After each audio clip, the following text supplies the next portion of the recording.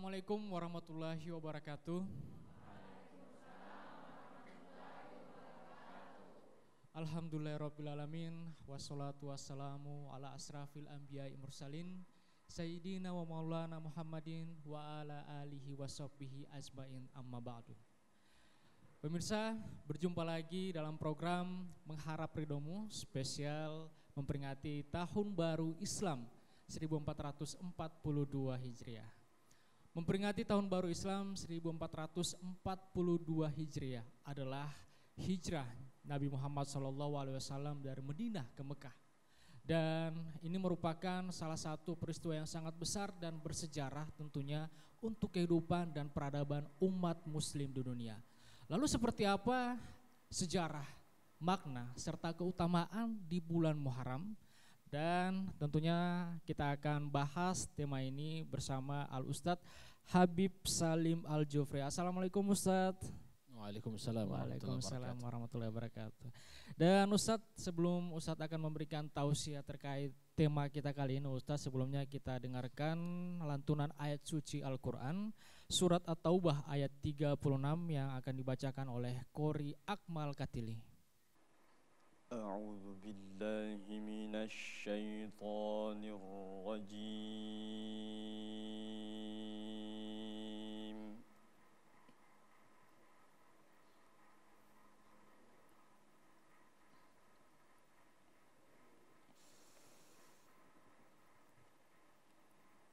Bismillahirrahmanirrahim.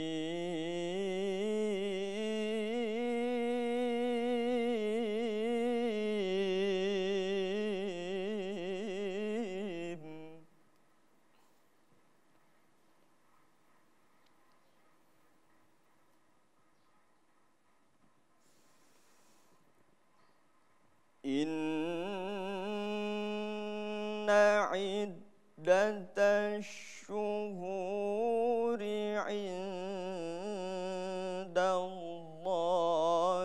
ithna asyara syahran fi kitabillah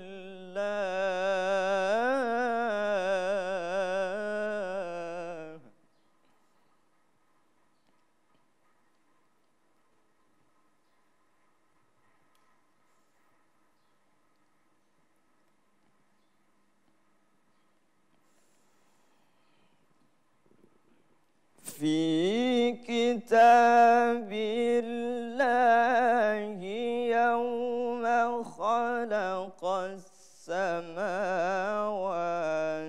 wal arda minha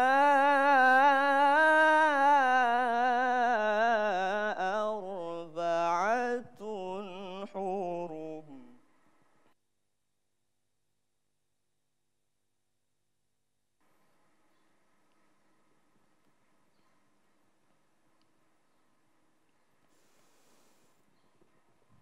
ذلك الدين القيم فلا تظلموا فيهن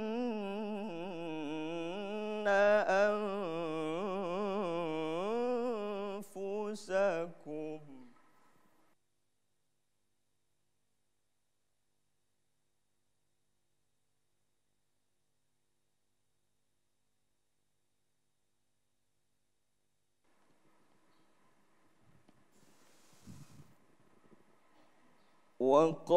وقاتلوا المشركين كافة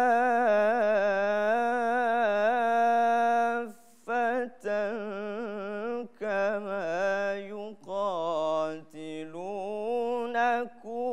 كافة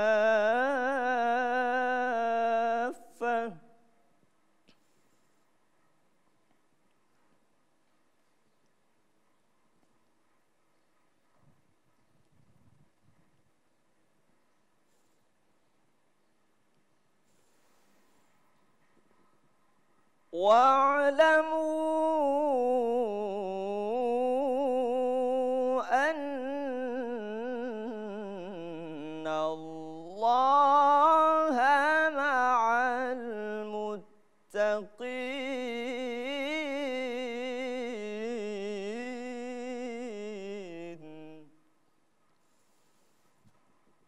واعلموا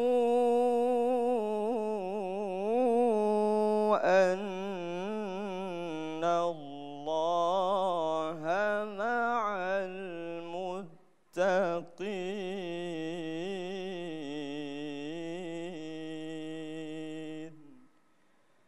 صدق الله العظيم.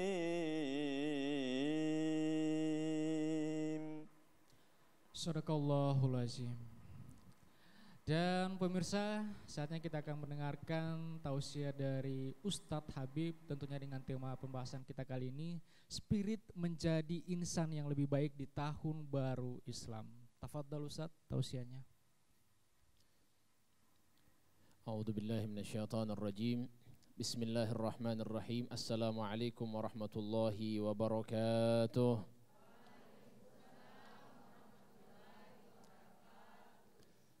Alhamdulillah wassalatu wassalamu ala Rasulillah Sayyidina wa maulana Muhammad ibn Abdullah wa ala alihi wa sahbihi wa man da'wa bida'watihi wastanna bisunnatihi ila yaumi liqa'i rabbih. Subhanaka la ilma lana illa ma 'allamtana innaka antal alimul hakim. Rabbi shrah li sadri wa yassir li amri wahlul 'uqdatam min lisani yafqahu qawli. Wahdi qalbi bijahil Mustafa sallallahu alaihi wasallam. Hadirin wal hadirat, pemirsa TVRI dimanapun Anda berada, bapak-bapak, ibu-ibu, muslimin dan muslimat yang insya Allah mudah-mudahan kita semua dimuliakan oleh Allah subhanahu wa ta'ala. Tema kita pada hari ini adalah tentang spirit. Bagaimana menjadikan tahun baru Islam ini menjadi manusia atau insan yang lebih baik. Banyak di antara kita mengetahui tentang hijrah. Dan ini sekarang kita masuk pada tanggal 1 Muharram 1442 Hijriah. Apa itu hijrah? Kita tahu hijrah itu ya perjalanan dari satu tempat ke tempat yang lain. Tapi kalau kita dengar daripada yang disampaikan oleh Nabi SAW, ternyata hijrah ini memiliki makna yang sangat luas.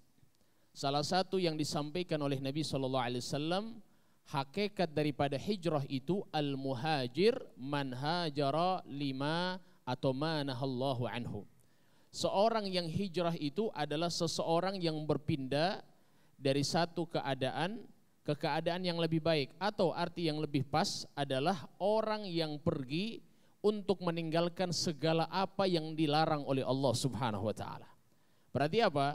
Berarti semua yang dilarang oleh Allah dia tinggalkan, dia jauhi, dia hindari. Maka ini termasuk adalah orang-orang yang berhijrah di jalan Allah Subhanahu wa taala. Oleh sebab itu jamaah sekalian yang dimuliakan Allah Subhanahu wa taala, sebenarnya kalau kita lihat dalam sejarah, ternyata hijrahnya Nabi SAW dari Mekkah ke kota Madinah bukan terjadi pada bulan Muharram.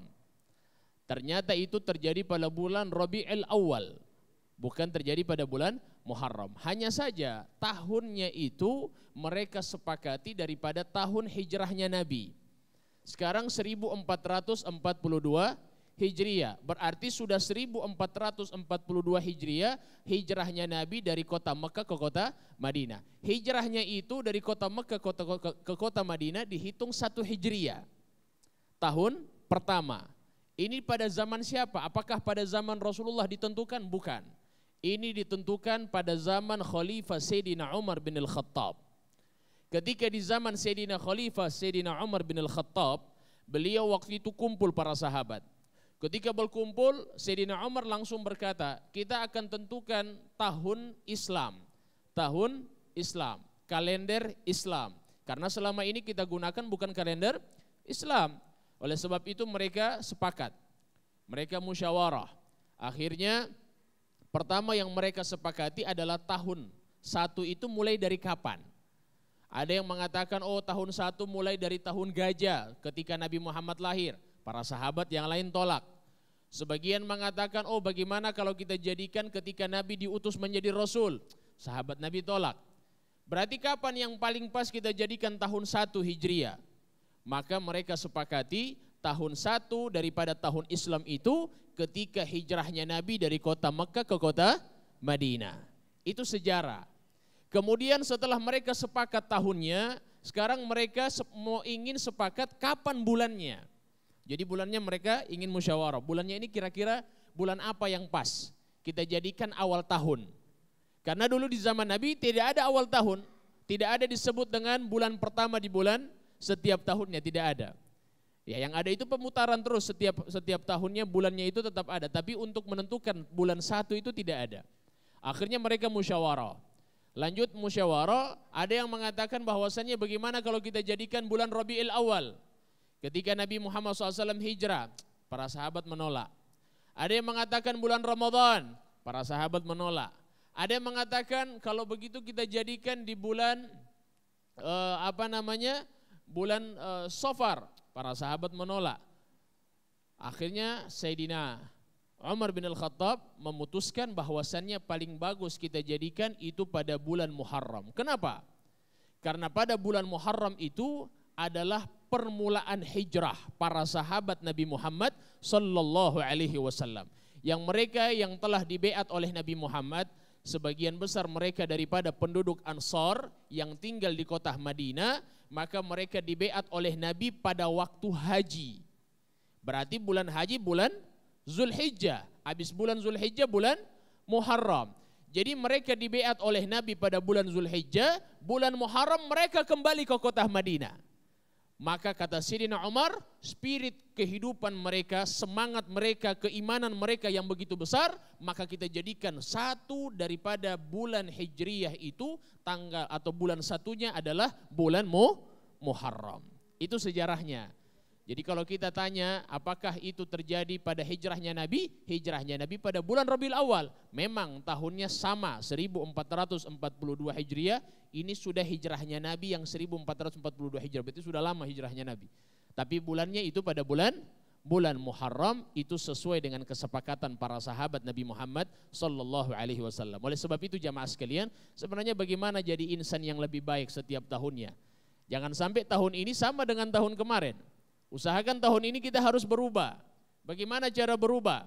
Disampaikan oleh Nabi SAW, Al-Kais, orang yang cerdas itu bukan orang yang pandai bahasa Inggris, pandai matematika, bukan. Yang cerdas kata Nabi SAW, Al-Kais mandana nafsahu wa amila lima ba'dal maut. Orang yang cerdas itu yang selalu mengintrospeksi dirinya. Kira-kira amalan saya ini sudah baik atau belum? Kira-kira amalan saya ini sudah ada tingkatannya atau belum? Atau masih sama kayak dulu? Jadi kita ini selalu introspeksi, kata Nabi, ini orang yang cerdas kata beliau. Al-Kais mandana nafsahu wa amila lima ba'dal maut, selalu mengintrospeksi diri dan selalu beramal untuk kepentingan akhirat. Banyak di antara kita hanya memikirkan bagaimana hidup enak, tapi tidak pernah memikirkan bagaimana mati enak. Mati enak yang harus dipikirkan, bukan bagaimana hidup enak jemaah sekalian. Oleh sebab itu kata para ulama, untuk meningkatkan spirit kita supaya lebih baik, menjadi insan yang lebih baik pada tahun ini insya Allah dengan banyak belajar ilmu. Karena kita tidak mungkin bisa tahu amal kalau tidak ada ilmu. Kita harus tahu bagaimana sholat, kita harus tahu bagaimana wudhu, kita harus tahu bagaimana puasa, kita harus tahu hukum-hukum Islam. Karena tidak mungkin kita bisa beramal sebelum ada ilmu. Jadi kalau ingin menjadi insan yang lebih baik, yaitu harus berilmu dulu. Setelah ilmu kita punya, maka di sini disampaikan oleh Nabi SAW, man yuridillahu bihi khairan yufaqihu fiddin. Kalau Allah menginginkan kepada seorang hamba menjadi manusia yang terbaik, maka Allah akan pahamkan dia dalam perkara agama. Yang kedua, supaya tambah spirit kita menjadi manusia yang terbaik adalah dengan cara berteman dengan orang baik. Ini Masya Allah ibu-ibu soleha semuanya. Amin. Kalau puji itu jangan makan puji. Puji itu dibilang amin. Maka di sini yang diperintahkan oleh para ulama. Sekarang ini subhanallah ketika dipuji, tapi ketika dipuji maka ucapkan amin. Ibu-ibu soleha berteman dengan soleha. Supaya apa? Dia yang mengajak kepada kebaikan. Kalau kita berteman dengan orang yang penjual minyak wangi, paling tidak kalau mungkin dia bisa kasih minyak wangi itu ke kita, atau tidak kita bisa cium bau enak dari dia. Atau ada percikan bau enak sama tubuh kita. Tapi kalau kita berteman dengan orang yang pandai besi, kata Nabi SAW, ya mungkin dia bisa membakar baju kita, atau tidak mungkin dia bisa memberikan bau yang tidak enak kepada kita. Jadi kalau ingin menjadi insan yang baik, maka harus cari teman yang baik. Teman yang selalu mengajak kepada kebaikan. Kemudian yang ketiga, supaya menjadi insan yang terbaik, kata para ulama, yaitu dengan cara selalu beramal walaupun sedikit. Yang penting istiqomah. Sekarang ini kan subhanallah, baru naik iman sudah, ini tahun baru, saya harus tahajud 8 rakaat. Jangan dulu banyak-banyak, bikin amalan sedikit dulu. Jadi ketika naik iman, apa yang kita lakukan? Amalan sedikit, misalnya sholat tahajud, saya mau sholat tahajud 2 rakaat. Mau sholat duha, ya duha 2 rakaat, jangan tambah-tambah. Kecuali memang sudah kebiasaan di tahun yang lalu, kita laksanakan 2 rakaat sholat duha, tahun ini kita tambah 2 rakaat, diistiqomahkan 4 rakaat itu, jangan dulu tambah. Karena disebutkan oleh Nabi SAW, ahabbul a'mali illallahi adwamuha wa in qalla. Amal yang paling dicintai Allah Subhanahu wa taala itu amal yang sedikit, yang penting istiqomah. Ya, setan itu jamaah sekalian, ibu-ibu, bapak-bapak, setan itu paling suka orang yang beramal banyak kemudian ditinggalkan. Misalnya begini, sabantar tahajud, baru naik iman ini kan, tahajud saya mau tahajud 8 rakaat. Jadi langsung dibikin banyak-banyak. Akhirnya besoknya kita ingin tahajud, setan bilang, ngana tidak lala tadi malam. Tidak capek 8 rakaat kamu sholat. Itu setan. Jadi setan itu suruh kita melakukan amal yang banyak supaya kita capek. Supaya kita bosan melakukannya. Oleh sebab itu kalau pengen istiqamah, lakukan yang sedikit. Karena itu yang lebih dicintai oleh Allah Subhanahu wa ta'ala. Insya Allah semuanya kita tergolong orang-orang yang senantiasa dicintai oleh Allah, bisa menjadi insan yang lebih baik pada tahun ini. Amin ya rabbal alamin. Iya, terima kasih Ustadz. Dan semoga ini Ustadz, peringatan Tahun Baru Islam ini bukan hanya sekedar peringatan seremonial saja Ustadz. Pastinya. Ya. Dan perlu kita maknai peristiwa besar dari Nabi Muhammad SAW, hijrahnya. Iya. Dan semoga kita menjadi insan yang lebih baik tentunya. Amin ya rabbal alamin. Dan pemirsa, jangan kemana-mana, kita akan kembali lagi setelah pesan-pesan berikut ini. Tetap di Mengharap Ridhamu.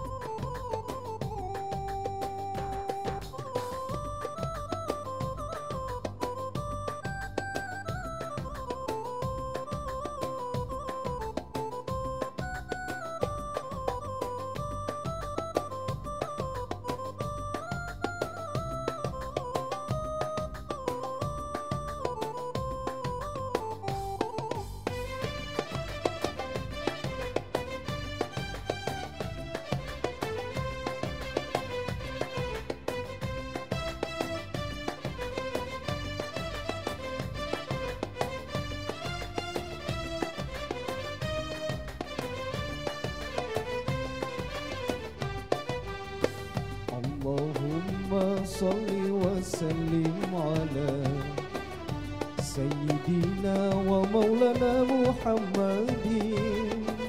اللهم صل وسلم على سيدنا ومولانا محمد. نبينا محمد خير الأنام، شفيعنا محمد يوم الجحام. اللهم صل وسلم على سيدنا ومولانا محمد. اللهم صل وسلم على سيدنا ومولانا محمد. نبينا محمد محمد خير الأنام شفيعنا محمد يوم الزحام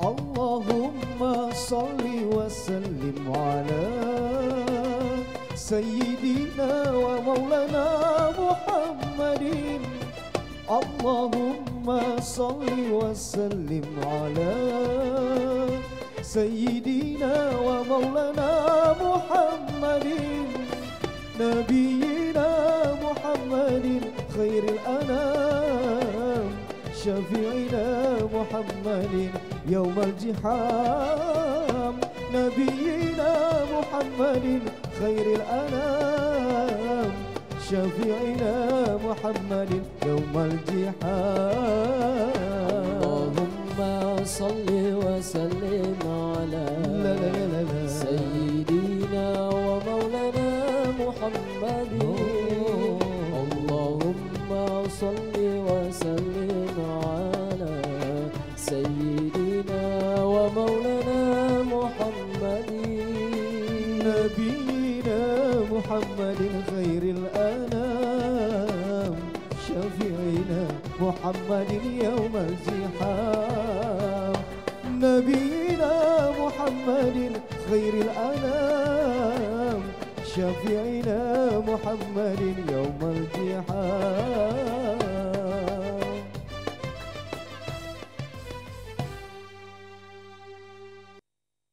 Ya, kembali lagi di program Mengharap Ridhomu. Nah, Ustadz, terkait dengan pembahasan kita Ustadz ya, saya ingin bertanya Ustadz, ada terdapat hari yang paling istimewa dan penuh keutamaan di bulan Muharram, yaitu 10 Muharram atau yang disebut dengan Hari Asyura. Mungkin Ustadz bisa menjelaskan keutamaan di bulan Muharram ini seperti apa Ustadz? Bismillahirrahmanirrahim. Jadi di bulan Muharram ini adalah bulan yang istimewa ya. Tadi Qori sudah baca ayat Al-Quran tentang bulan-bulan haram. Jadi ada bulan Muharram, ada bulan haram. Kalau bulan haram itu bulan yang dimuliakan, salah satunya bulan Muharram. Ya, justru itu disebutkan bahwasannya inna iddatash syuhuri 'indallahi 12 syahra. Jadi ada 12 bulan, di antara 12 bulan itu ada 4 bulan yang disebut dengan bulan haram. Dzulqa'dah, Dzulhijjah, Muharram, Rajab. Jadi 3 bulan dia tersusun, rapi, berurutan, dan satunya itu sendiri, yaitu bulan Rajab. Kita sekarang berada di bulan Al-Muharram. Nah, bulan Al-Muharram ini disebutkan oleh Nabi SAW, afdalus siyami ba'da Ramadan syahrullahil Muharram. Puasa yang paling afdal setelah Ramadan adalah puasa di bulan Muharram. Jadi kalau kita puasa di bulan Ramadan, ini puasa yang luar biasa. Tapi ada puasa setelah itu yang paling afdal, yaitu puasa di bulan Muharram. Yaitu pada bulan ini. Maka apa yang kita lakukan? Yaitu banyak berpuasa. Karena Nabi SAW beliau memperbanyak puasa di bulan-bulan haram. Salah satunya bulan Al-Muharram. Tapi banyak yang kita, ya Allah sulit sekali. Senin Kamis ya Allah berat. Terus apa yang kita lakukan? Maka yang kita lakukan paling tidak kita puasa di hari Asyura. Hari Asyura itu tanggal 10. Tanggal 10 bulan, tanggal 10 bulan Al-Muharram. Ya, jadi kita hitung, misalnya hari ini tanggal 1, tanggal 2, tanggal 3, begitu terus sampai tanggal 10 itu hari tersebut kita puasa. Apa pahalanya, apa keutamaannya? Ya, sebelum saya jelaskan keutamaannya, di sini kalau kita bisa puasa 3 hari itu lebih afdol. Tanggal 9, tanggal 10, tanggal 11. Kalau kita tidak mampu paling tidak tanggal 9 sama tanggal 10. Tidak mampu lagi, ya keterlaluan sekali. Tanggal 10 boleh, tapi ingat kita harus berbeda dengan orang-orang Yahudi. Orang-orang Yahudi juga berpuasa pada tanggal 10 Muharram, pada hari Asyura sama puasanya. Justru itu disebutkan oleh Nabi SAW ketika mendengar kabar bahwasannya orang-orang Yahudi, Nabi SAW sampai di Madinah ternyata orang-orang Yahudi itu berpuasa. Nabi Muhammad perintahkan sahabat untuk tanya kepada mereka orang Yahudi, kenapa mereka berpuasa pada hari Asyura? Maka kata mereka orang-orang Yahudi, karena pada hari ini Nabi Musa itu diselamatkan oleh Allah dari kejarannya Fir'aun. Maka kami bersyukur kepada Allah dan kami melaksanakan puasa. Maka kata Nabi SAW, nahnu aula bi Musa minhum. Kami yang lebih berhak atas Musa daripada mereka orang Yahudi. Maka kata Nabi SAW, la in baqitu qabil la asumanna tasi'. Kalau seandainya saya berjumpa tahun depan, saya akan puasa tanggal 9 Muharram. Ternyata Nabi Muhammad tahun depan sudah tidak ketemu, sudah meninggal dunia pada bulan Rabiul Awal. Justru itu kita tetap disunahkan untuk puasa tanggal 9 Muharram. Kenapa? Supaya berbeda dengan orang-orang Yahudi. Karena orang Yahudi berpuasa hari Asyura saja. Tanggal 9 mereka tidak puasa. Kita orang Muslim berpuasa tanggal 9 dan tanggal 10. Paling afdol kita puasa 3 hari. 9, 10, 11. Pahalanya apa? Maka disebutkan oleh Nabi SAW, ahtasibu alallah ayyukaffira sanatallati qablahu atau qablaha. Saya berharap dengan puasa di hari Asyura, Allah ampuni dosa saya tahun kemarin. Jadi pahala yang Allah berikan ketika orang berpuasa di hari Asyura tanggal 10 Muharram, itu Allah ampuni dosa tahun kemarin. Bayangkan subhanallah, cuma 2 hari saja, tanggal 9, tanggal 10. Kalau tidak bisa ya sudah tanggal 10. Cuman di sini kata para ulama makruh karena bisa sama dengan orang Yahudi. Ya paling tidak kita puasa tanggal 9 dan tanggal 10 kalau tidak bisa 3 hari. Oleh sebab itu jangan kita tinggalkan. Bapak-bapak, ibu-ibu punya kesempatan puasa-puasa. Kasihan cuma 2 hari, 3 hari, rugi sekali. Maka di sini insya Allah dimaksimalkan dan mudah-mudahan dosa-dosa kita tahun kemarin diampuni oleh Allah Subhanahu wa Ta'ala. Amin ya Rabbal Alamin. Iya, menarik sekali. Dan Ustadz, kita akan masuk ke sesi tanya jawab ini Ustadz. Silakan buat Bapak, Ibu yang ingin bertanya terkait pembahasan kita kali ini, tafadhal dipersilahkan. Iya, ada ya Bu? Iya, silakan Bu. Nanti sebutkan nama dari majelis taklim mana ya Bu ya. Assalamualaikum warahmatullahi wabarakatuh. Nama saya Ibu Susi, saya dari Majelis Taklim Bakri. Saya ingin bertanya kepada Pak Ustadz, bagaimana cara niat berpuasa di bulan Muharram. Terima kasih. Iya, terima kasih Bu Susi. Nah, untuk sesi pertanyaan kita buka 3 pertanyaan ya. Itu Bu Susi dari Majelis Taklim Bakri. Selanjutnya silakan Ibu. Assalamualaikum warahmatullahi wabarakatuh. Waalaikumsalam warahmatullahi wabarakatuh.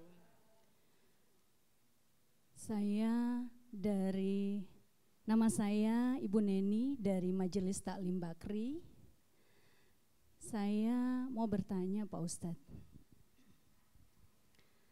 Sekarang kan dinamakan bulan Muharram, yang artinya bulan haram. Sering saya dengar begitu. Jadi saya mohon penjelasannya, kenapa bulan ini dinamakan bulan haram? Terima kasih Pak Ustadz. Wassalamualaikum warahmatullahi wabarakatuh. Waalaikumsalam warahmatullahi wabarakatuh. Satu lagi pertanyaan, silakan. Oke, yang Bapak dulu ya Bu ya, sabar. Kita punya sesi tanya jawab selanjutnya. Iya, silakan Pak. Assalamualaikum warahmatullahi wabarakatuh.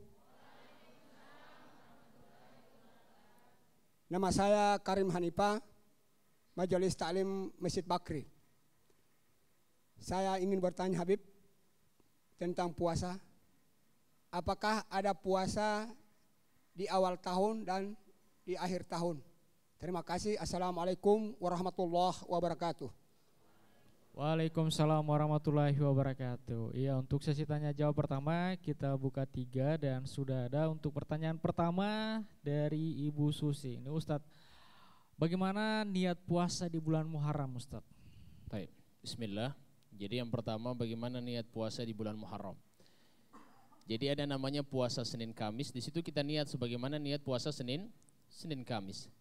Begitu juga ketika kita misalnya masuk di hari Asyura, maka kita niat nawaitu soma Asyura. Saya niat puasa Asyura.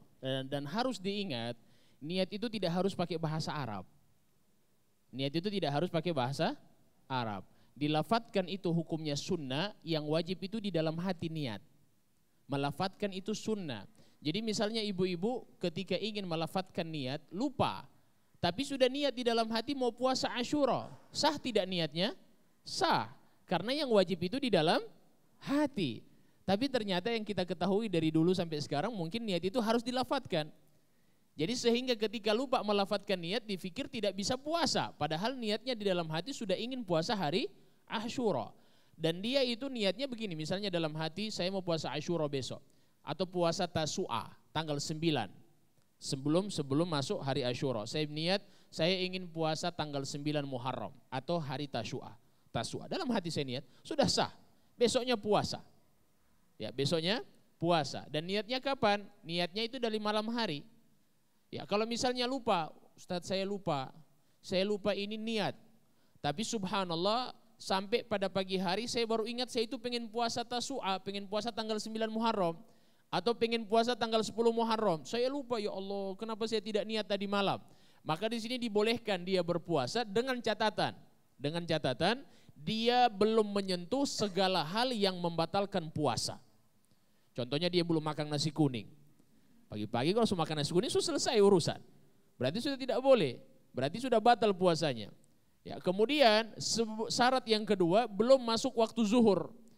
Kalau sudah masuk waktu zuhur sedangkan dia belum niat, contoh begini, habis subuh dia tidur.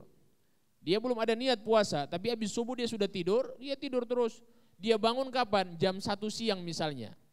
Dia bangun jam 1 siang, saya ini mau puasa Asyura. Dia baru ingat dia ingin puasa hari itu, dia belum makan.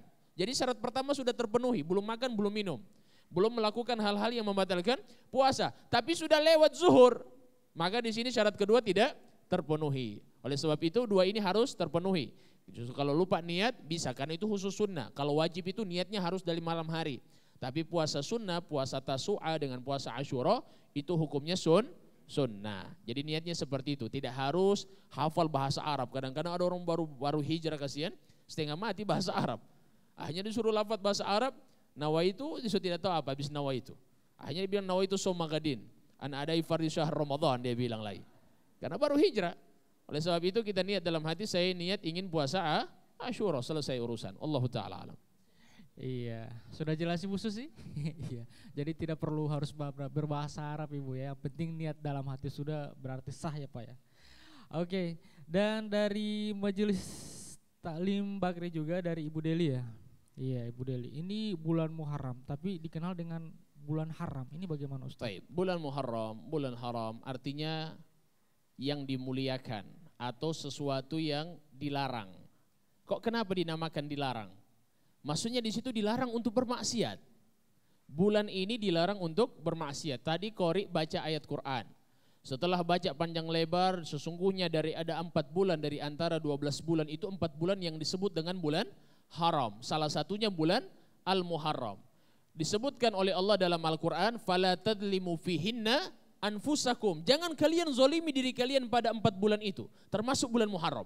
Jadi pada bulan ini tidak boleh kita zolimi diri kita. Kata para ulama, kenapa? Karena dosa yang kita buat pada bulan ini dilipat gandakan oleh Allah Subhanahu wa ta'ala. Jadi dosa yang kita buat di bulan Muharram dilipat gandakan. Begitu juga pahala yang kita buat di bulan Muharram dilipat gandakan oleh Allah Subhanahu wa ta'ala. Oleh sebab itu disebut dengan haram, maksudnya haram bermaksiat, haram berbuat dosa, tidak boleh mencuri, tidak boleh riba, tidak boleh karlot. Tahu karlot? Karlot itu bahasa Inggris.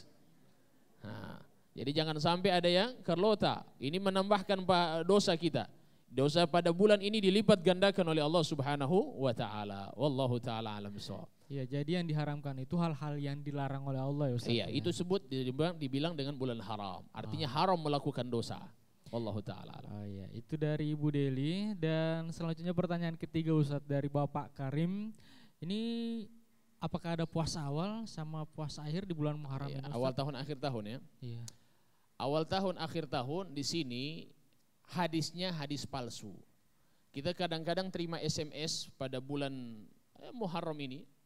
Dari kemarin-kemarin kita sudah terima barang siapa yang puasa di akhir tahun maka dia punya dosa 1 tahun penuh diampuni Allah. Walaupun sebanyak buih yang di lautan. Ini hadis palsu. Kenapa hadis palsu? Karena Nabi itu tidak pernah menyampaikan demikian, ini hanya dikarang. Yang kedua, tahun Hijriyah, awal tahun dan akhir tahun itu bukan pada zaman Nabi. Saya sudah jelaskan tadi sejarahnya kan. Itu ketika sudah zamannya Sayyidina Umar. Berarti Nabi sudah meninggal dunia, Nabi Muhammad tidak pernah tahu awal tahun dengan akhir tahun. Jadi hadis ini palsu oleh kata para ulama.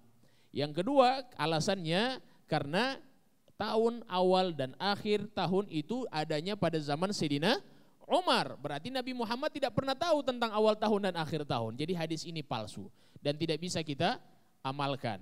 Ya, tidak bisa kita amalkan. Sudah jangan pakai hadis palsu. Ada hadis sahih disampaikan oleh Nabi SAW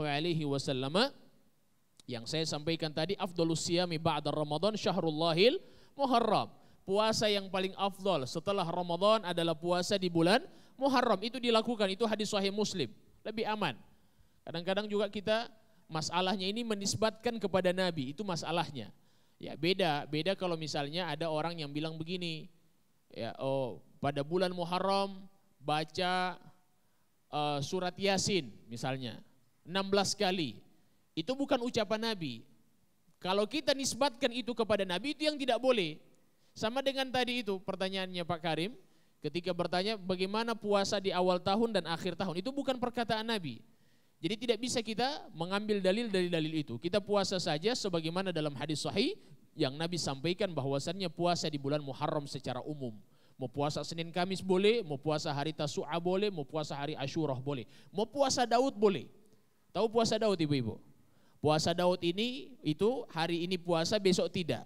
Besoknya puasa besok tidak, itu puasa Daud. Tapi cuman boleh dipuasa, tidak boleh disolat. Tidak, jangan sampai hari ini sambayang, besoknya tidak sambayang. Besok sambayang ulang, besoknya sambayang. Wah, ini tidak boleh. Jadi khusus puasa itu puasa Daud, tidak ada solat Daud. Solat Daud tidak ada, hanya puasa Daud, seperti itu. Wallahu ta'ala alam. Iya, dan tentunya kita juga harus memfilter Ustadz ya, informasi-informasi yang mungkin bisa menyesatkan juga. Bahkan juga ada juga yang mengatakan puasa di 1 Muharram bisa diampuni dosanya, masuk surga pintu pertama. Puasa yang kedua bisa pintu kedua. Pintu 8 sampai hari ke-8, pintu yang ke-8. Banyak sekali, enak sekali kalau begitu. Iya, makanya kita harus mencerna baik-baik ya Ustadz. Betul, pastinya. Iya, dan pemirsa dan juga ibu-ibu, bapak-bapak majelis talim, kita akan lanjutkan sesi tanya jawab kita tentunya setelah pesan-pesan berikut ini. Tetap di Mengharap Ridhomu.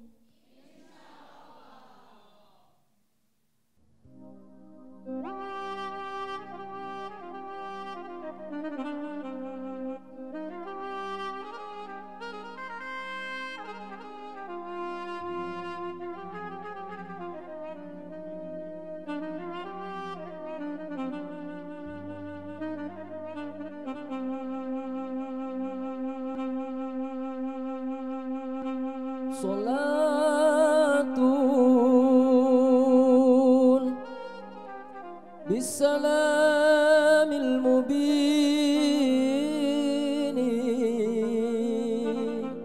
linuqati ta'ini ya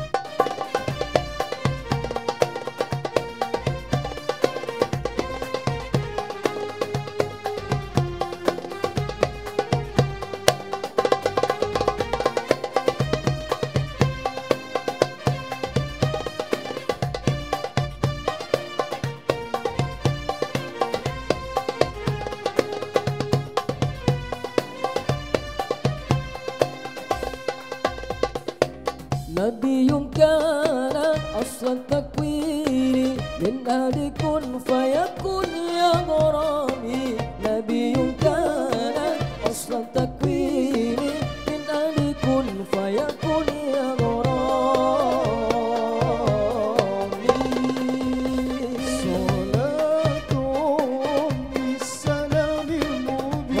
Salam salam salam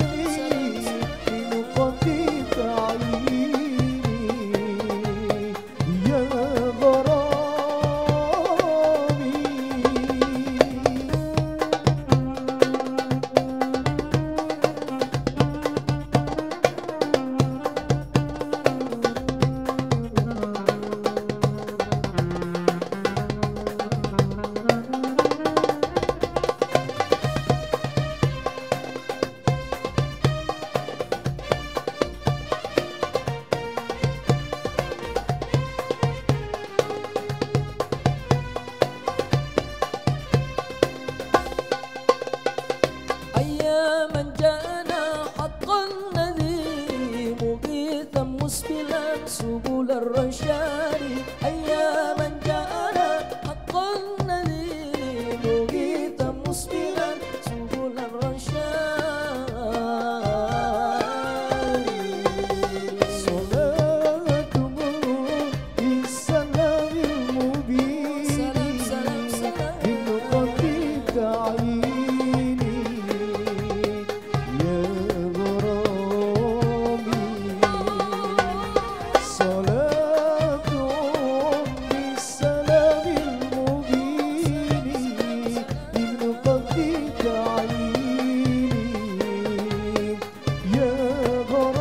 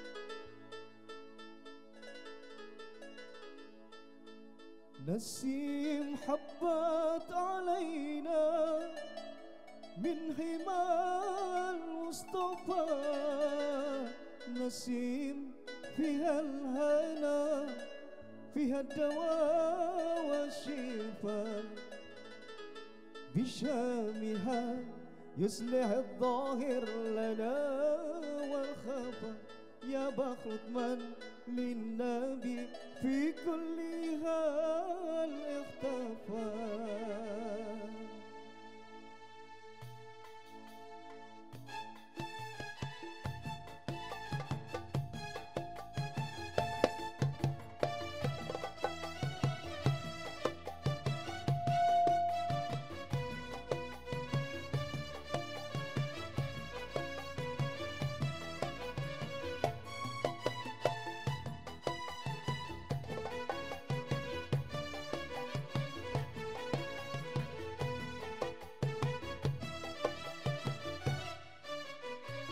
نسيم حبت علينا بالحمى المصطفى، نسيم فيها الهنا فيها الدواء والشفاء، بشامها يصلح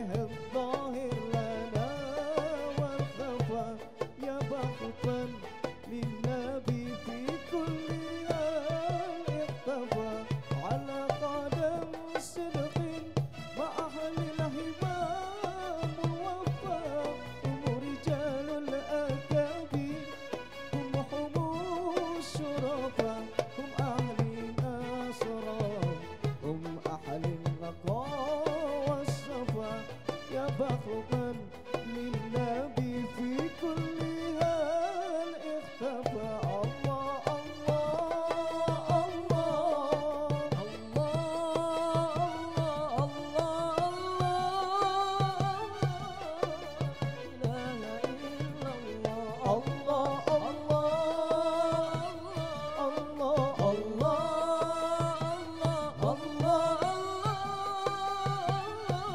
لا إله إلا الله.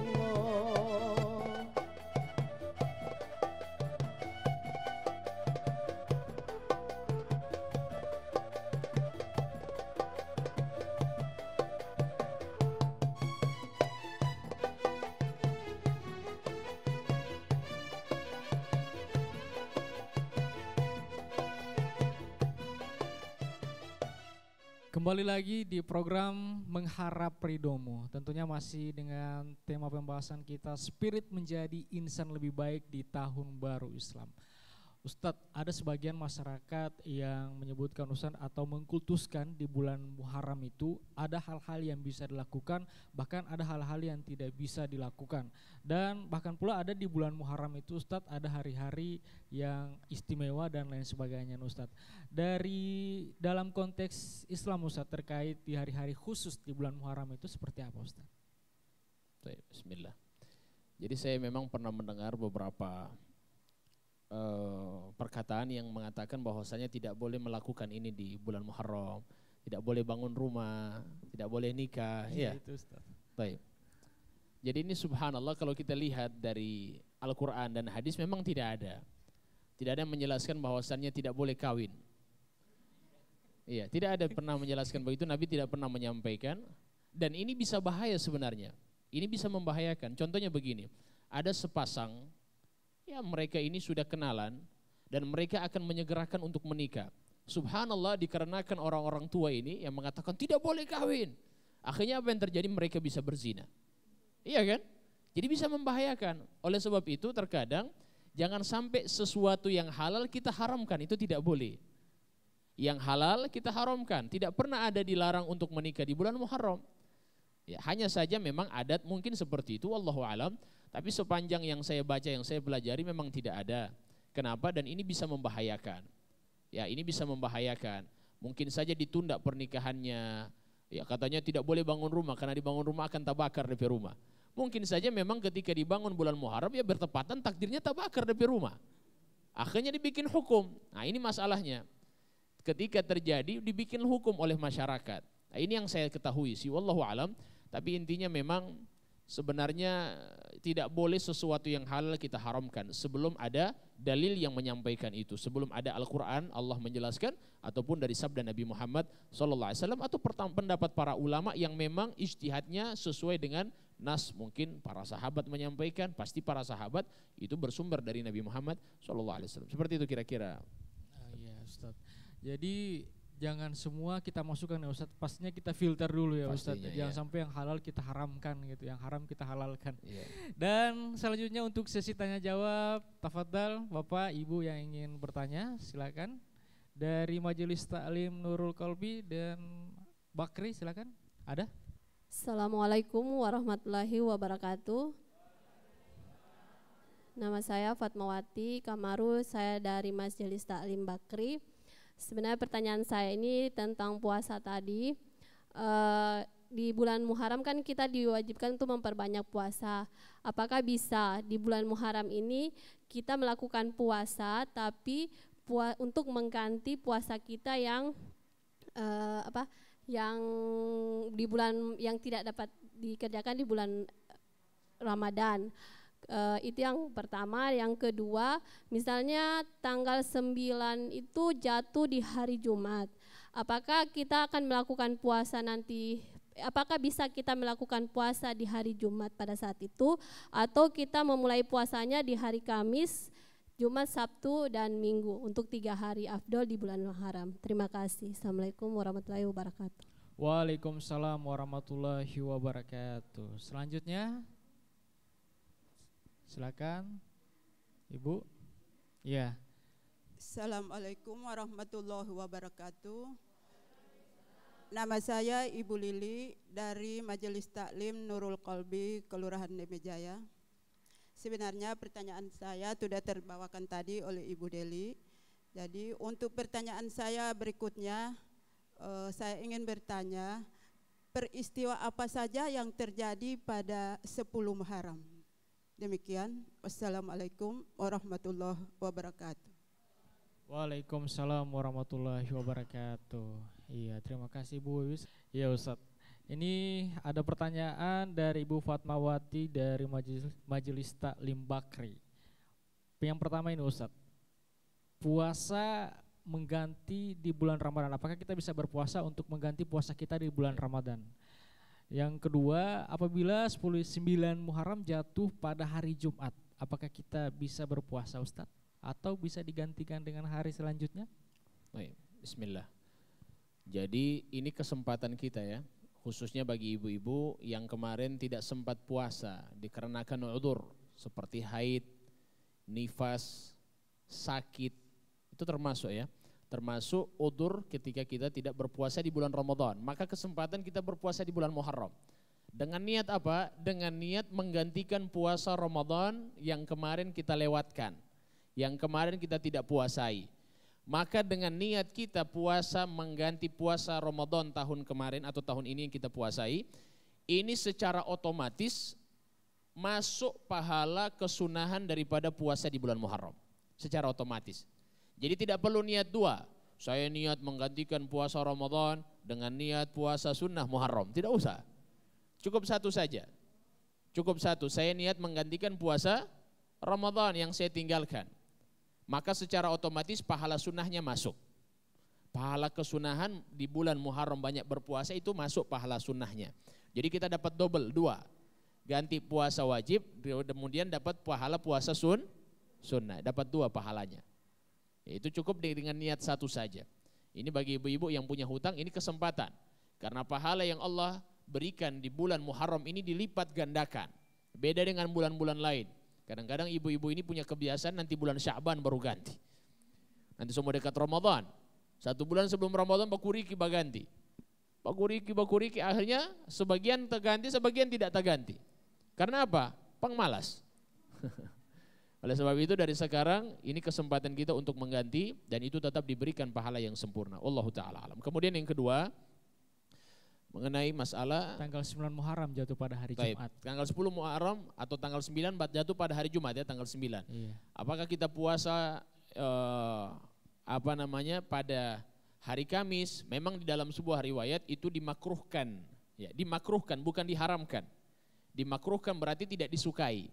Berpuasa hanya pada hari Jumat saja. Pada hari Jumat saja. Maka di sini dimakruhkan.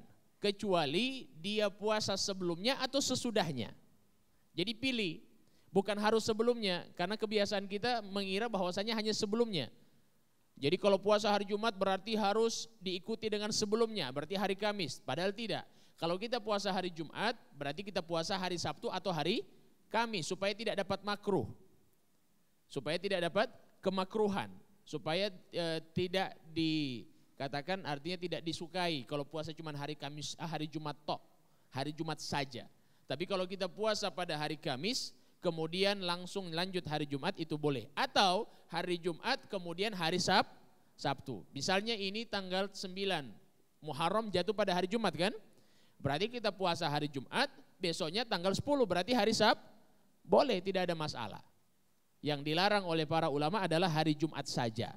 Kemudian dia tidak puasa pada hari Kamis dan tidak puasa pada hari Sabtu. Faham ya? Jangan ibu-ibu yang begini baru tidak paham ini. Subagabu ini soalnya. Allahu a'lam. Iya Ustaz. Pertanyaan kedua dari Ibu Wiwi. Lili, oh ya maaf Bu. Ibu Lili dari Majelis Taklim Nurul Qalbi. Peristiwa apa saja Ustaz tanggal 10 Muharram? Peristiwa sangat banyak riwayat menyampaikan. Pertama pada tanggal 10 Muharram itu terjadi penyelamatan Nabi Musa alaihi salam atas kejaran Fir'aun. Diselamatkan Nabi Musa. Itu yang pertama, saya sudah sampaikan hadisnya tadi. Yang kedua, terjadi peristiwa Allah menyelamatkan orang-orang beriman ketika di zaman Nabi Nuh. Nabi Nuh itu kan naik kapal besar. Sebagian orang yang naik di kapal itu selamat, sebagiannya tidak ikut Nabi Nuh, semuanya tenggelam. Itu terjadi pada kapan?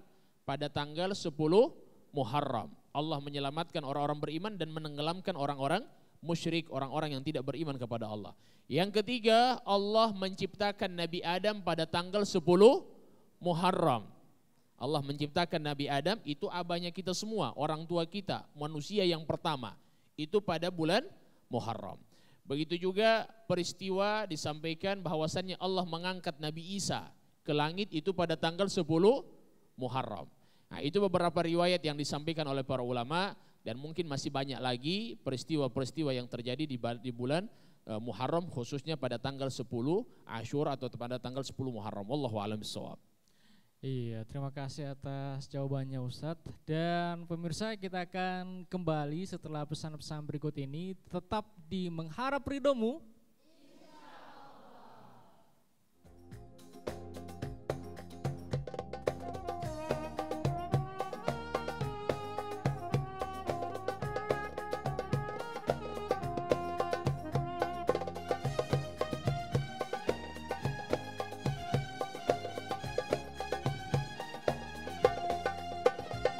سعدونا في دنيا فوزونا في الأخرى بخادجة الكبرى وفاطمة الزهراء. سعدونا في دنيا فوزونا في الأخرى بخادجة الكبرى وفاطمة الزهراء بخادجة الكبرى وفاطمة الزهراء.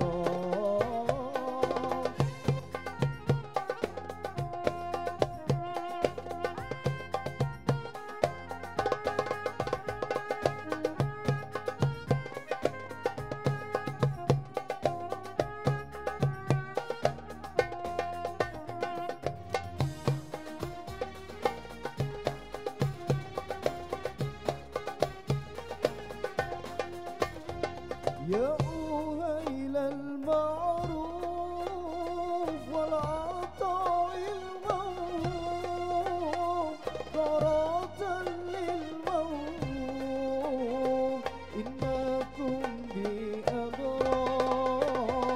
يا أهيل المعروف والعطاء الموهوب ضراة للموهوب إنكم بأبرار.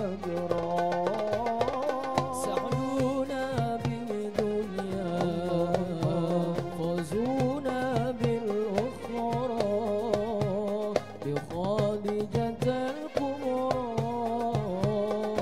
فاطمة الزهراء بخادجة الكبرى وفاطمة الزهراء.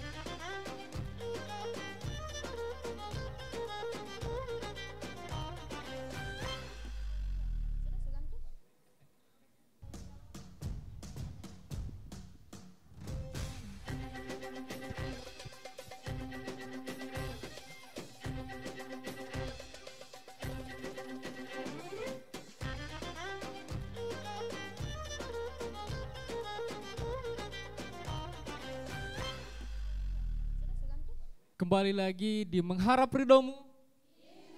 Insya Allah, masih semangat Ustadz. Ini Ustadz, kita lihat fenomena yang terjadi ini Ustadz ya untuk perayaan Tahun Baru Islam. Kebanyakan umat muslim lebih merayakan atau euforia itu lebih pergantian Tahun Baru Masehi dibandingkan dengan Tahun Baru Islam. Menurut Ustadz, fenomena terjadi seperti sekarang ini bagaimana Ustadz? Baik, jadi bismillahirrahmanirrahim. Memang kita ini kalau mau dibilang ya lebih tahu bahkan Tahun Baru Masehi daripada Tahun Baru Islam. Bahkan dari kita juga kalau mau ditanya ini tanggal berapa Hijriah atau tanggal ini bulan apa dari bulan-bulan Hijriah. Oh ini bulan Agustus misalnya. Dia tidak tahu ini bulan Muharram. Dia tidak tahu. Jadi hanya dia tahu bulan-bulan Masehi. Ini juga kekurangan dari kita. Oleh sebab itu ketika perayaan-perayaan seperti Tahun Baru Islam maka kita rayakan. Dan kita rayakan dengan sesuatu yang positif, hal-hal yang positif seperti apa? Zikir, seperti apa? Tablik akbar. Ya, tapi kan memang pandemi seperti ini agak sulit. Ya, paling tidak kita insya Allah sebentar malam masuk pada amalan-amalan kita bisa zikir, kita bisa memperbanyak sholawat kepada Nabi Muhammad SAW. Maka insya Allah ini bisa kita sama-sama merayakannya dengan memperbanyak amal ibadah di bulan Muharram khususnya. Oleh sebab itu nanti kalau merayakan itu tetap dibolehkan dengan catatan jangan hal-hal yang tidak manfaat. Bahkan ada orang yang bikin Tahun Baru Islam makan kerupuk. Masa Tahun Baru Islam makan kerupuk? Iya, tidak ada. Atau misalnya lari karung pakai helm. Iya kan sekarang ini lagi heboh-heboh. Iya. Nah, maka di sini Tahun Baru Islam kita isi dengan lomba ceramah, lomba adzan, lomba pidato, lomba apa lagi, menghafal ayat Quran. Ini hal-hal yang positif dan ini insya Allah bisa menambahkan spirit kita untuk menjadi insan yang lebih baik lagi. Allahu a'lam. Iya Ustadz, berkaitan dengan spirit kita Ustadz, kita melihatkan pemuda ini sebagai generasi penerus, tentunya kita juga bagaimana bisa mencontoh Nabi Muhammad SAW mungkin dengan amalan-amalan supaya kita menjadi insan yang lebih baik. Ini terutama untuk kaum remaja Ustadz. Mungkin dari Ustadz bisa memberikan amalan apa saja yang mungkin kita bisa lakukan agar kita menjadi insan yang lebih baik. Baik, memang disebutkan oleh para ulama syababul yawm rijalul ghad. Pemuda masa kini adalah pemimpin masa depan. Jadi rusaknya negara, rusaknya agama dikarenakan pemuda. Kalau pemudanya baik, pasti negara dan agama pasti baik. Tapi kalau seandainya rusaknya pemuda, pasti ini negara dan agama rusak juga. Jadi bangsa ini tergantung dari mereka para pemuda. Dan pemuda itu harus ada didikan juga dari orang tua. Ya, maka disebutkan oleh Nabi SAW perihal masalah pemuda yang selalu senantiasa hatinya terikat dengan masjid, disebutkan orang-orang yang akan dinaungi oleh Allah pada hari kiamat, yang mana tidak ada naungan kecuali naungannya Allah. Disebutkan 7 kelompok. Satu kelompok salah satunya adalah ar-rajulu atau syabun mu'allaqun qalbahu bil masajid. Seorang pemuda yang hatinya itu terikat dengan masjid. Ini berarti pemuda yang soleh. Pemuda yang taat kepada Allah Subhanahu wa taala. Kita kalau dengar ada orang tua yang sudah tobat, itu biasa. Memang dia tahu semua mati, iya kan? Tapi kalau kita dengar ada pemuda yang hijrah, ini luar biasa, yang tidak gampang. Artinya masa-masanya itu masanya untuk maksiat, masanya untuk senang-senang, masanya untuk melakukan hal yang tidak manfaat, tapi dia lakukan untuk agama. Dia langsung kembali ke jalan Allah, dia tinggalkan maksiat, dia tinggalkan daripada pergaulan yang tidak benar. Nah, ini berarti yang luar biasa. Justru itu mereka mendapatkan pujian langsung dari Nabi Muhammad. Yang mana mereka ini akan dinaungi oleh Allah ketika di hari kiamat, yaitu para pemuda yang hatinya selalu dekat dengan masjid. Nah, ini insya Allah, dan ini tugasnya ibu-ibu, tugasnya bapak-bapak. Karena anak-anak itu bisa menjadi baik, itu juga dikarenakan didikan dari orang tua. Kalau orang tuanya baik, alhamdulillah. Sekarang ini subhanallah, banyak dari orang tua itu yang doakan anak-anaknya tidak baik. Doakan yang tidak benar. Ada salah satu ulama namanya Imam Sudais. Imam Sudais itu ulama Masjidil Haram, Imam Masjid Haram sampai sekarang. Dan beliau pemimpinnya. Beliau waktu itu ditanya, ya Imam, kenapa engkau bisa seperti ini? Engkau kok luar biasa, dari dulu sampai sekarang menjadi Imam Masjidil Haram. Apa kata Imam Masjidil Haram, Imam Sudais? Dia bilang, saya begini berkat ibu saya. Ibu saya yang mendidik saya, ibu saya yang menjadikan saya seperti ini. Ditanya, kok bisa? Dia bilang, saya dulu masih kecil nakal. Nakalnya luar biasa. Tapi subhanallah, ibu saya itu setiap kali marah, dia usir saya dari rumah, dia suruh ke Masjidil Haram. Ya Sudais, pergi kamu ke Masjidil Haram. Mudah-mudahan kamu jadi imam masjid di sana. Jadi marahnya mereka begitu. Ibu-ibu juga begitu. Misalnya kalau di Masjid Bakri, kalau anaknya nakal, pergi kamu ke Masjid Bakri. Mudah-mudahan jadi imam masjid di sana. Jadi berganti sama saya nanti. Jadi seperti itu. Oleh sebab itu didoakan anaknya demikian. Justru itu sampai sekarang Imam Sudais menjadi imam Masjidil Haram. Tapi subhanallah buktinya sekarang berbeda. Ibu-ibu sekarang, khususnya ibu-ibu ya, ibu-ibu ini doanya langsung diijabah oleh Allah Subhanahu wa taala. Kalau dia marah, ini ibu marah, dia marah sama anaknya. Saya pernah lewat satu ibu-ibu yang waktu itu saya lewat, apa dia bilang sama dia punya anak? Dia bilang setan putar. Tahu setan putar?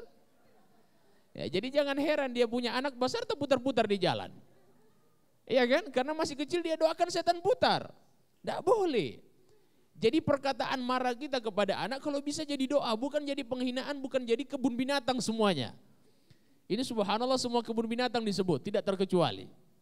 Nah ini la haula wala quwwata illa billah, mudah-mudahan Allah jauhkan kita dari itu, maka lisannya orang tua ini dijaga.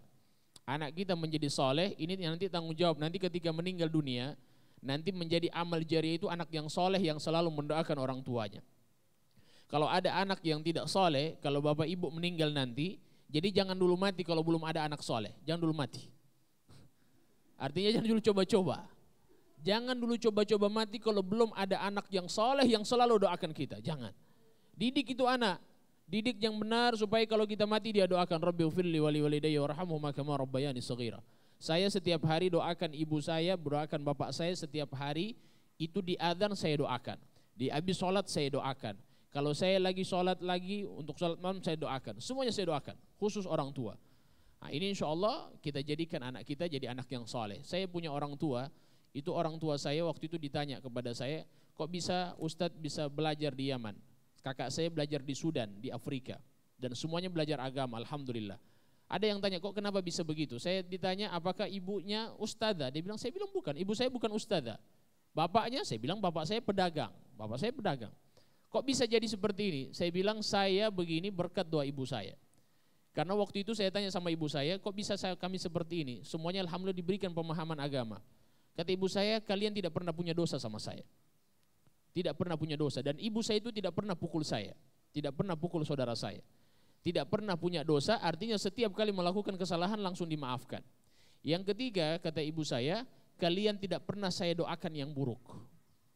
Jadi kalau marah pun ibu saya diam, tidak mau berkata-kata karena khawatir kalau dia sebut binatang, misalnya dia bilang anjing, ya jadi anjing. Jadi sifat anjing sama dia. Dikarenakan apa? Dikarenakan lisan dari seorang ibu, tidak boleh. Ya justru itu juga sama dengan ayah saya. Kalau ayah saya kalau marah, dia marahnya dia doakan pakai bahasa Arab. Karena ayah saya bahasa Arab ketika marah. Dia marah apa? Dia bilang Allah yahdik, mudah-mudahan Allah berikan kamu hidayah. Ya marahnya bilang kamu hidayah, semuanya keluar. Ya Razak, ya Fattah, ya Alim. Begitu ayah saya kalau marah. Ya kita orang punya, insya Allah kebun binatang insya Allah dihilangkan dari lisan-lisan kita. Amin. Mudah-mudahan anak-anak kita menjadi anak-anak soleh dan soleha. Amin ya Rabbal Alamin. Iya, amin Ustadz. Ini Ustadz untuk menjadi lebih baik, insan lebih baik. Mungkin ada hal yang perlu kita rubah, mungkin dari amalan-amalan apa, dari amalan kecil atau yang sampai besar kita rubah. Mulai dari mana Ustadz? Mungkin dari Ustadz bisa baik, kasih. jadi pertama sebenarnya supaya jadi insan lebih baik itu dengan ikhlas. Kita beramal dengan ikhlas. Karena kalau kita beramal tidak ikhlas, nantinya kalau tidak ada orang yang tengok, orang tidak beramal. Contohnya kita sholat. Kalau seandainya kita sholat, ada orang lihat kita semangat. Tapi kalau tidak orang lihat tidak semangat. Itu yang menyebabkan kita tidak jadi baik sampai sekarang. Justru itu disebutkan dalam Al-Quran, wa ma umiru illa liya'budullaha mukhlisina. Allah perintahkan kita ibadah supaya apa? Dengan keikhlasan. Karena dengan ikhlas itu bisa menimbulkan keistiqomahan. Istiqomah itu yang dibutuhkan dalam Islam. Kita sudah takwa tapi tidak istiqomah sampai sekarang. Artinya amalan tak putus poli. 1 juz hari ini, besok poli sudah tidak ada. Misalnya sholat 5 waktu, semangat minggu ini, minggu depan sudah tidak ada. Kenapa? Karena kurang ikhlas. Coba kita beribadah ikhlas karena Allah Subhanahu wa taala. Itu yang pertama. Yang kedua, kita cari teman yang baik sebagaimana saya sampaikan tadi. Cari teman yang baik yang selalu mengajak kepada kebaikan. Yang ketiga, muhasabah, introspeksi diri tiap hari. Pikir, ya Allah, saya ini lakukan apa ini hari ini? Kira-kira saya ini sudah lakukan kebaikan atau tidak? Kalau kita buka jemaah sekalian, sejarah para orang-orang tua dulu di Gorontalo khususnya, ada istilah baju koko. Tahu baju koko? Baju koko itu ada kantong atas satu, di bawah ada dua, itu baju koko. Oh itu ya baju, ini belum ya? Belum ada ini. Ini kayaknya bukan koko, kiki ini kayaknya. Kecil ya. Baik. Baju koko itu ada sejarahnya. Ternyata orang-orang dulu di Gorontalo, setiap kali mereka keluar rumah, mereka bawa biji jagung. Diletakkan di kantong atas. Ini baju koko, letakkan kantong atas. Setelah itu mereka jalan keluar rumah, sebelum keluar rumah. Setiap kali mereka melakukan kebaikan, mereka ambil satu, mereka taruh di kantong bawah sebelah kanan. Setiap kali melakukan keburukan, dosa, mereka ambil satu, mereka taruh di sebelah kiri. Ini muhasabah, introspeksi, bagaimana menjadi insan yang lebih baik. Sampai di rumah mereka hitung, kira-kira saya ini hari ini lebih banyak melakukan pahala atau melakukan dosa. Orang kan tidak pusing, ya sudah. Mau dosa dengan pahala terserah. Tapi mereka hitung. Artinya apa? Mereka ingin cari lagi supaya besoknya insya Allah lebih baik lagi daripada hari ini. Kalau misalnya hari ini kita lakukan 3 dosa, besoknya tinggal 2. Besoknya lagi tinggal 1. Besoknya insya Allah tidak ada. Nah, jadi seperti itu cara orang-orang tua dulu kita mengajak kita supaya menjadi insan yang lebih baik. Mudah-mudahan semuanya demikian, dan yang terakhir adalah doa. Minta sama Allah, karena yang membolak-balikan hati itu Allah. Bisa saja ibu-ibu sekarang istiqamah, bapak-bapak istiqamah, tapi dengan sekejap Allah putar hati kita bisa kembali ke jalan yang Allah tidak ridhoi, bisa. Ini hati ini dibawa genggaman tangannya Allah, artinya Allah putar pun bisa, 1 kali putar langsung. Misalnya kita hadir di masjid sekarang, iman kita naik, sampai di rumah Allah putar kembali, bisa. Jadi kita minta kepada Allah. Nabi Muhammad itu makhluk yang paling mulia, makhluk yang paling sempurna. Tapi beliau setiap harinya, beliau minta kepada Allah, ya muqallibal qulub, tsabbit qalbi ala dinik. Wahai zat yang selalu membolak-balikan hati, tetapkanlah hatiku di jalan agamamu. Jadi minta kepada Allah, mudah-mudahan diberikan keistiqomahan untuk beramal. Wallahu a'lam. Iya Ustadz, untuk mengakhiri pembahasan kita kali ini Ustadz, mungkin dari Ustadz closing statement, kesimpulan dari pembahasan kita, dan sekalian kita berdoa untuk tahun baru Islam 1 Muharram 1442 Hijriah. Tafadhal Ustaz. Jadi insya Allah kita maksimalkan daripada amalan-amalan kita khususnya di bulan Muharram ini dengan memperbanyak amalan sunnah apa saja. Jadi amalan sunnah itu bukan hanya puasa, semua yang dibolehkan untuk beramal di sebelum hari atau sebelum bulan Muharram itu bisa kita amalkan di bulan Muharram. Seperti apa? Banyak, sedekah. Apalagi? Ya, berpuasa, apalagi misalnya memperbanyak sholat duha, memperbanyak tahajud, terserah. Pokoknya di sini semua amalan sunnah itu bisa kita laksanakan di bulan Muharram, dan itu dilipat gandakan oleh Allah Subhanahu wa taala. Dan juga ada amalan-amalan para ulama orang-orang soleh, khususnya di bulan Muharram mereka itu menyantuni anak-anak yatim. Menyantuni anak-anak yatim. Jadi mereka pegang kepalanya anak yatim, kemudian mereka berikan uang, antar beras ke panti asuhan. Ini amalan-amalan orang-orang soleh setiap kali masuk bulan Muharram. Kenapa? Tafa'ulan. Supaya mereka itu menginginkan agar supaya awal tahun ini menjadi awal yang berkah, dan insya Allah akan berkesinambungan untuk menyantuni anak-anak yatim. Jadi mereka mulai dari awal bulan ini. Seperti itu. Mencari keberkahan supaya sampai bulan depan tetap menyantuni anak yatim. Karena kata Nabi SAW, ana wa kafilul yatim fil jannah hakadha. Saya dan orang yang selalu menyantuni anak yatim itu di dalam surga seperti ini. Di dalam surga seperti ini kata Nabi. Beliau mengisyaratkan jari telunjuk dengan jari tengah. Artinya saking dekatnya dia bersama Nabi di hari kiamat di dalam surga kalau orang-orang yang selalu menyantuni anak-anak yatim. Nah, ini amalan-amalan ulama-ulama soleh yang ketika di bulan Muharram. Mudah-mudahan Allah berikan kita kemudahan untuk bisa beramal di bulan Muharram. Mudah-mudahan Allah bersihkan hati kita, bersihkan daripada sifat sombong, bersihkan daripada sifat dengki, iri, semuanya. Penyakit-penyakit hati dijauhkan oleh Allah Subhanahu wa taala, dan insya Allah kita tergolong orang-orang yang selalu beramal dan orang-orang yang insya Allah mati dalam keadaan husnul khatimah. Amin ya rabbal alamin. Iya, terima kasih Ustadz, bermanfaat sekali Ustadz, dan semoga apa yang Ustadz sampaikan bisa menambah referensi ya untuk pengetahuan Islam. Dan akhirnya kita harus pamit undur diri Ustadz. Terima kasih atas kehadirannya, dan juga buat ibu-ibu, bapak-bapak Majelis Taklim. Terima kasih Bu, Bapak. Dan pemirsa, makna tahun baru Islam sudah selayaknya kita bermuhasabah. dalam menyambut pergantian tahun baru Islam adalah introspeksi diri. Amalan-amalan apa saja yang telah kita lakukan, dosa dan maksiat apa saja yang telah kita lakukan selama kita di dunia. Bulan Muharram bukan semata peringatan seremonial, tetapi jadikan bulan Muharram introspeksi diri untuk menjadi insan yang lebih baik. Akhirul kalam, subhanakallahumma wa bihamdika, asyhadu an la ilaha illa anta astaghfiruka wa atubu ilaik. Wallahul muwafiq ala aqwamit thoriq. Assalamualaikum warahmatullahi wabarakatuh dan sampai jumpa. Mengharap ridhomu. Terima kasih Ustaz. Ya Nabi salamu alaika, ya Rasul salam